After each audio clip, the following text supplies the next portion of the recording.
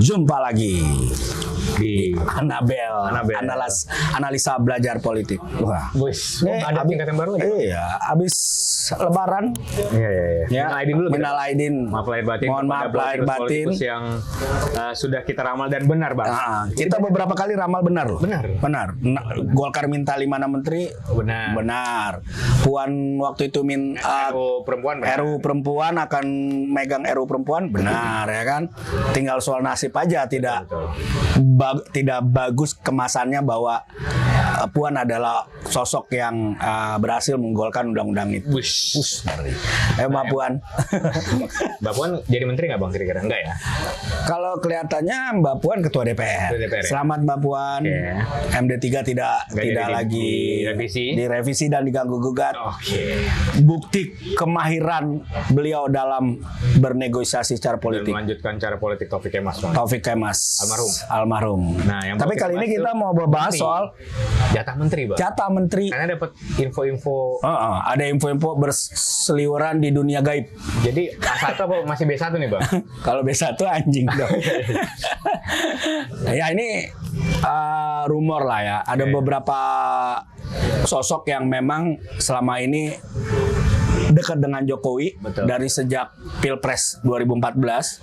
Jadi kita ngebahas nih, kan kemarin sempat diisukan nih Jokowi menitipkan nama. Ya. Nah, kita kasih-kusuk tuh, Bang. Ya, siapa kira-kira? Nah, dapatlah, Bang, ya. Abang bisikan gaib tuh. Bisikan gaib kemarin tanya beberapa dukun-dukun politik. Ya kan lu ngeri Anabel nih.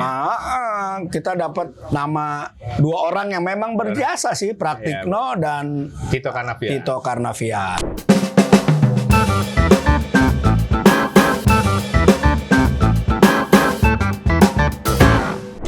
Kalau Tito agak khawatir juga soalnya mantan Densus nih. Jadi kita Pak Tito ini untuk yang kebaikan kok. Iya, ya kan? Jadi infonya memang ya mungkin nanti kalau mau tabayun kita bisa ketemu Pak Tito. Iya, ngobrol. Jadi info yang gue dapat Pratino itu nggak mau capek-capek lagi kayak zaman Pak Jokowi. Jadi mintanya Menko Kesra.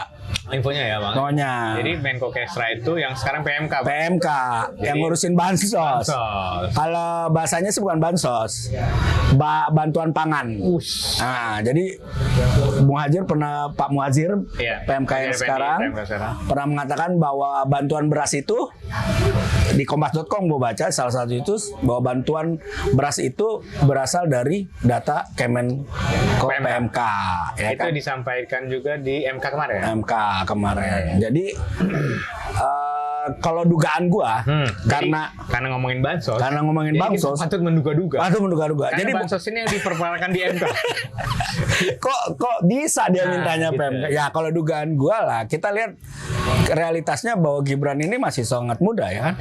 Dan biar bagaimanapun Pratikno adalah orangnya Jokowi. Yang dipercaya banget sama Jokowi. Dan dipercaya banget. Dia telepon siapapun kalau kata Pak Jokowi apa yang nyambungin Pak Pratikno.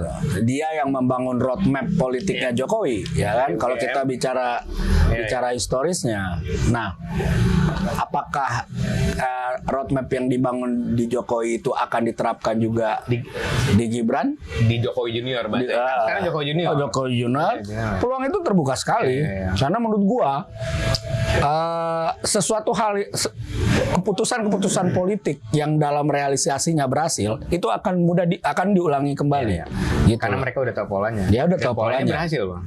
Berhasil ya? Ya, menurut gue sih berhasil ya. Karena kalau datanya kemarin kan data penerima bansos 20 juta berapa? Kalau penerima nih ya, di sini dia bilang data P3K cakupannya mencapai 22.400.000 KK di kantor Kemenka nih 19 Februari 2024. Artinya Pratikno, kedugaan gue ya, siapapun yang menduduki posisi Kemen yang akan membawahi bansos nanti itu berpeluang untuk dugaan gue ya akan melakukan hal yang sama juga. Bansos lagi. Karena itu efektif. Minimal untuk mengatur nama. Ya kan? Misalnya ya kita kan tahu juga katanya rumornya ada perjanjian Prabowo Gibran hanya 1 periode Prabowo-nya. Tapi kan politik bicara hari ini. Kalau misalnya 2029 Prabowo masih sehat, kita nggak tahu kan. Ya kan? Ditambah nanti bayangan gue Bang, Prabowo itu kan katanya bakal banyak di belakang meja ya. Yang belusuan tuh ya pasti Jokowi Junior. Iya. Nah, biasanya nanti curigaan kita belusuan pakai bansos. Bisa jadi. Dipakai lagi. Bisa gitu. jadi kan Jokowi juga begitu. Karena konsepnya Jokowi.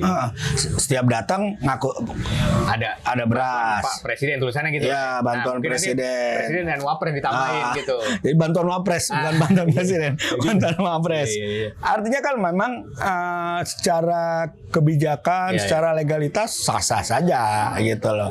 Dan selalu loh, biar bagaimanapun posisi wakil presiden maupun presiden adalah posisi politis. Ya. Jadi setiap tindak tanduk dia adalah keputusan-keputusan politik yang memang akan membuat dia diuntungkan ke depan. Ya, ngomongin kita langsung aja 2029 nanti. 2029 kalau memang benar Prabowo rumornya itu berkomitmen hanya satu periode, ya kan? Tapi kan who knows, mana tahu Prabowo hari pertama dilantik langsung panggil dokter seluruh dunia yang terbaik untuk jaga kesehatan dia sampai 2009. Soalnya dia bikin umur gua kayak Mahathir Muhammad. Bikin umur gua kayak Mahathir Muhammad. Iya. Ya 2 periode kan bisa jadi saja kan. Artinya kan kelihatannya peluang itu juga masih ada. Nah, untuk itu makanya pos-pos strategis kementerian itu harus dipegang. Dan paling strategis memang bansos. Pemilu 2020. Iya, nggak ada lagi. Nggak ada lagi. Nah, jadi masuklah kayaknya tuh Bang ke Menkokesra ya. Menkokesra lah ya. Ya, masuk lah ya menurut gua. Dan dari situ kan bisa dilihat tidak usah megang Kementerian Sosial tapi megang PMK masih ada slot untuk berbagi dengan rakyat. Karena toh kemarin ternyata data Risma nggak dipakai. Mensos yang dipakai BMK. BMK kan. Makanya karena itu patut lah boleh. Dan itu sah-sah saja. Benar. Secara intuisi politik ya sah-sah saja. Biar bagaimanapun Pratikno adalah guru besar politik. Betul. Ya kan? Apa yang dipikirkan, apa yang dilakukan adalah demi kepentingan politik. Politikus yang bagus memang dia nggak mendirikan apa tahun ini atau 2 tahun, tapi 5 tahun 10 tahun lagi. Jadi memang dia melihat peluang itu gitu. Jadi kalau dia melihat bahwa Gibran punya potensi untuk jadi presiden di masa mendatang itu sah-sah aja. Karena memang orang melihat hari ini adalah Prabowo itu hanya bertahan 1 periode. Ini loh, akhirnya terjadi perlombaan politik selama 5 tahun ke depan. Perlombaan politik inilah yang membuat semua orang membuat tim, membuat gerbong, membuat kelompok untuk bersaing di 2029. Bukti memang sekarang misalnya AHY lah. Kita lihat bagaimana kemasan dia kan, mempersiapkan 2029 juga. Betul. Gitu. Nah, kita nggak tahu siapa Puan Maharani juga kan. Puan, ya kan. Ganjar yang tiap hari kemana-mana entah untuk apa ya kan. Yang penting di medsos tampil ya kan. Nah, Anies juga kan di Twitternya aktif sekarang ya. Karena umur mereka masih muda. Betul. Masih ya untuk ukuran politisi kan 65-an itu masih. Kalau Pak Prabowo kan hari ini 72 atau 73 ya? 72 ya. 72, 5 tahun lagi dia akan 77 gitu loh. Nah, kita nggak tahu kondisi. Tapi ya kita tetap doain sehat ya. Kalau untuk itu iya. Apalagi mengingat katanya dunia dalam keadaan tidak menentu nih. Betul. Jadi sekarang karena dia selalu menjual global kan. Nah, ini perang terjadi. Nah, itu makanya kita butuh Pak Prabowo yang fit. Indonesia aman. Aman katanya kan itu jaminannya. Nah, satu lagi adalah Pak Tito. Tito Karnavian. Ya, kalau Tito ini memang orangnya Jokowi benar. Karena dari posisi Mendagri, Bang. Iya. Yang mengatur PJ ya. Kalau lihat dari sejarahnya dia jadi Kapolri saja, dia melengkapi beberapa generasi. Kalau tidak salah kan dia sebelumnya siapa ya? Pak Sutarman kalau nggak salah ya. Iya. Bukan ya. Untung ya. Nah itu apa tuh Bang? Dari kalau nggak salah ya angkatan 81 ke 87 dia ngelangkain beberapa banyak bahkan kan waktu itu Budi Gunawan yang menjadi Kapolri udah ini kan. Nah dari Kapolda di Papua ditarik di Polda Metro Jaya, lalu kemudian kalau nggak salah kabar Reskrim sebentar baru langsung Kapolri. Artinya memang prestasi dan jejak langkah dia sangat di-maintain nama Pak Jokowi karena kan biar bagaimanapun Kapolri kan orangnya presiden. Lalu dia pindah ke Mendagri, belum ini loh, belum pensiun dia diangkat jadi ke Mendagri dan dia adalah orang yang paling bertanggung jawab terhadap pengangkatan PJ yang berlangsung selama Pilpres, ya kan? Ini menjelang pilkada serentak. Menjelang pilkada serentak. Peran dia masih sentral berarti nih. Ya kalau menurut gua peran sentral dia kemarin adalah yang paling besar Pilpres kemarin. Ya kita nggak tahu ya apakah, tapi kan dugaan PJ itu ikut bermain dan segala malam kan itu muncul. Dan memang itu yang diperkarakan di MK kemarin. Iya, ada tudingan PJ ikut bermain dan segala macam. Terlepas apakah itu ada intervensi dari Pak Tito sendiri sebagai orang yang angkat PJ, walaupun dia akan bicara bahwa PJ itu tetap keputusannya presiden. Tapi kan yang merekomendasikan dia gitu. Artinya begini, dalam konstruksi politik Tito tidak bisa dipisahkan dari Pak Jokowi gitu loh.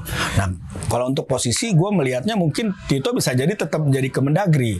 Kemendagri atau Polhukam kali Bang ya?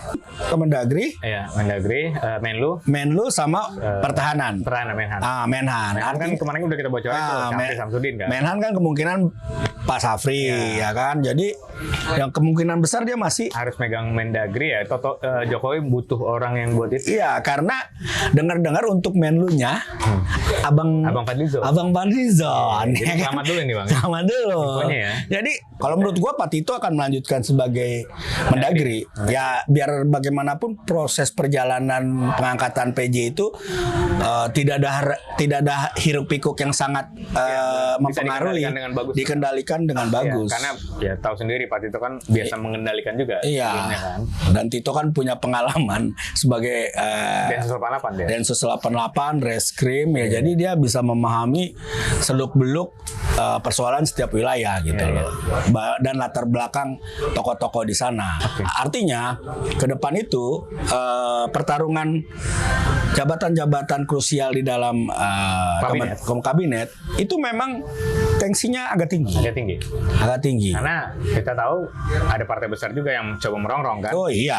Kemarin sempat kita bahas juga tuh Bang ya, hegemoni Golkar nanti. Iya, belum Golkar, iya kan? Nah, jadi Jokowi perlu nggak apa-apa biarpun dapat dikit, tapi dia pegang yang potensial.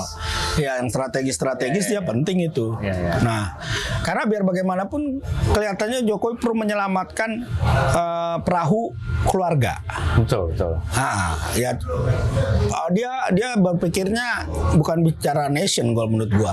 Tapi udah bicara bagaimana keluarganya itu aman dan selamat. Setelah dia lengser. Ini penting buat dia karena bisa jadi kan ya banyak orang yang akan mencari kasus-kasus ya. Kasus-kasus dia, kasus-kasus keluarga dia. Ya kita lihat aja lah Hambalang berkali-kali diangkat ya kan. Menyentil siapa sih, kita pun bisa mengetahui ya bahwa itu dugaannya karena siapa gitu. Dan kita tahu, itu udah kita bahas juga kemarin di semakin meredup kan sekarang ada matahari kembar nih. Ada Prabowo presiden terpilih dan dia presiden. Dia makin meredup nih jelang Oktober ya. Dan dia perlu. Prabowo sudah diterima oleh presiden Cina loh. Semuanya udah telepon sama siapapun. Nggak ditelepon lagi Jokowi. Jokowi yang nelpon cuma Budi Ari. Budi Ari yang nelpon Jokowi. Nggak ada lagi. Nggak ada. Yang setia, bayangin aja. Harusnya yang ketemu presiden itu terakhir dong. Ya kan seorang apa tadi kok Apple siapa? Tim Cook dia ketemu Jokowi dulu baru ketemu Prabowo. Artinya dia tahu the last decision tuh ada di Prabowo. Jadi Jokowi yang buka pintu.